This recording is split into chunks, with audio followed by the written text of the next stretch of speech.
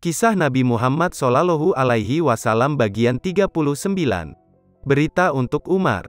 Umar melanjutkan langkahnya menuju Darul Arkam. Sudah jelas, Muhammadlah yang menyebabkan semua kesengsaraan ini.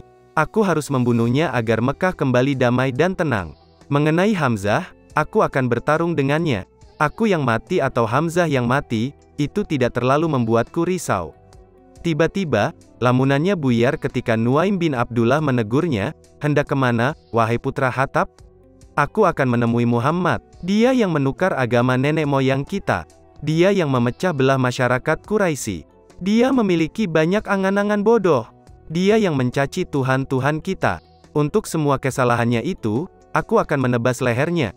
Demi Allah, engkau telah tertipu oleh dirimu sendiri, wahai Umar.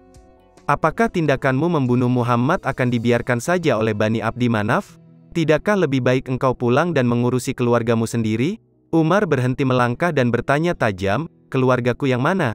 Saudara sepupumu sendiri, Said bin Zaid bin Ammar dan istrinya yang tak lain adalah adik perempuanmu, Fatimah binti Khattab.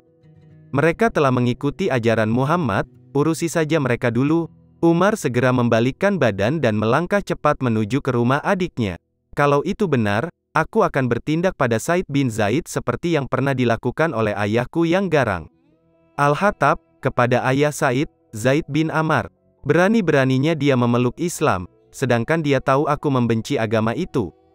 Dengan keras, Umar bin Khattab menggedor pintu rumah Said bin Zaid dan Fatimah.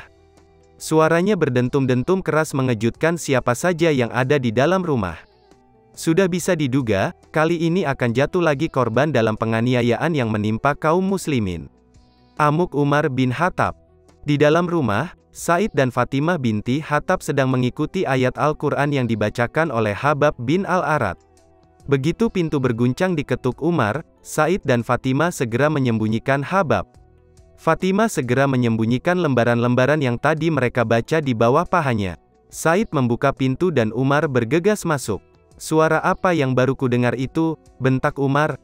Tidak, kami tidak mendengar suara apapun tadi. Seketika amarah Umar bin Khattab meledak. Kudengar kalian telah mengikuti ajaran Muhammad. Belum sepatah kata pun keluar dari mulut kedua suami istri itu, pedang Umar sudah terayun dan gagangnya mengenai Said hingga ia jatuh terjerembab di lantai dan luka. Melihat suaminya berdarah, Fatimah bangkit berusaha melerai, tetapi tangan Umar cepat sekali menamparkan wajahnya. Fatimah jatuh di samping suaminya dengan darah mengucur dari wajahnya. Meski garang, Umar terkenal lembut dan penyayang kepada keluarganya sendiri. Melihat darah Fatimah, Umar tertegun. Fatimah berdarah, pikirnya, mengapa aku bisa sampai begitu? Aku menyayangi adikku itu sepenuh hati, bahkan lebih mirip rasa sayang antara ayah kepada putrinya. Fatimah yang lembut dan biasanya selalu patuh kepada Umar, kali ini mengangkat wajah, menentang langsung paras kakaknya itu. Baiklah, seru Fatimah, lakukanlah apa saja yang engkau kehendaki. Fatimah sudah siap menghadapi berbagai kemungkinan yang akan terjadi. Ia siap disiksa oleh kakaknya sendiri yang dari kecil begitu menyayanginya, ia bahkan siap untuk mati.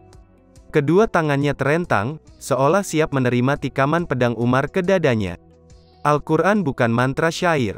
Suatu malam, Umar bin Khattab diam-diam mendengar Rasulullah Shallallahu Alaihi Wasallam membaca Al-Quran pada malam hari. Umar terpesona. Namun, ia berkata dalam hati, ini pasti ucapan seorang penyair. Bisik hati Umar. Saat itu Rasulullah Shallallahu Alaihi Wasallam membaca surah Al-Haqqah ayat 41, yang artinya, dan Al-Quran itu bukanlah perkataan seorang penyair. Sedikit sekali kamu beriman kepadanya. Kembali, Umar bin Khattab diam-diam datang ke rumah Rasulullah pada tengah malam dan mendengar Rasulullah membaca Al-Quran. Umar berkata dalam hati, kalau ini bukan ucapan tukang tenung, ini pasti ucapan Muhammad, bukan firman Tuhan. Namun, sesegera itu juga, Rasulullah membaca surah Al-Haqqah ayat 43, yang artinya, Al-Quran, adalah wahyu yang diturunkan dari Tuhan seluruh alam. Demikian kisah Rasulullah Shallallahu Alaihi Wasallam bagian 39. Tonton terus video lanjutannya hingga selesai supaya kita mengenal baginda Nabi Muhammad lebih dekat lagi. Semoga ini menjadi salah satu upaya pemantasan diri untuk mendapatkan syafaatnya kelak di akhirat. Tentunya tidak hanya mengenal kepribadian Rasulullah tapi juga melaksanakan perintah Allah dan Rasul-Nya serta menjauhkan diri dari perbuatan dosa.